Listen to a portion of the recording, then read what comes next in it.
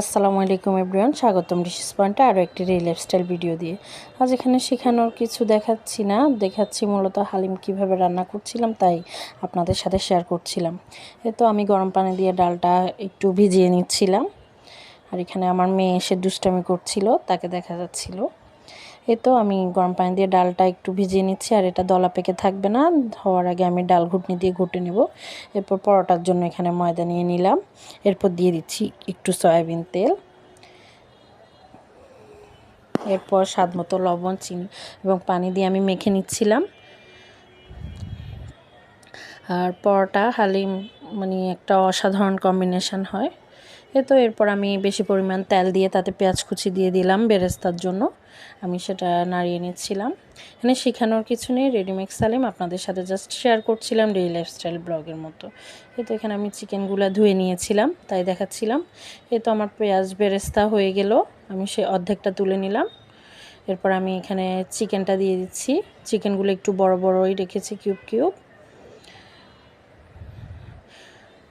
এরপর আমি রেডিমিক্স মশলাটা হাফ দিয়ে দিলাম, সেটা দিয়ে নেড়ে নিচ্ছিলাম। এরপর আমি এখানে আদা রসুন পেস্ট দিয়ে দিচ্ছিলাম, ফার্স্টে রসুন পেস্ট, এরপর আদা পেস্ট। তো এটা দিয়ে একটু নেড়ে নিচ্ছিলাম। আর এরপর একটু স্বাদ মতো লবণ দিয়ে দিলাম। এরপর দিয়ে দিলাম হালকা একটু গরম মশলা পাউডার। এখানে আমি অন্য কোনো ধরনের মশলাই আর অ্যাড করব না, জাস্ট কালারের জন্য হলুদের গুঁড়োটা অ্যাড করলাম।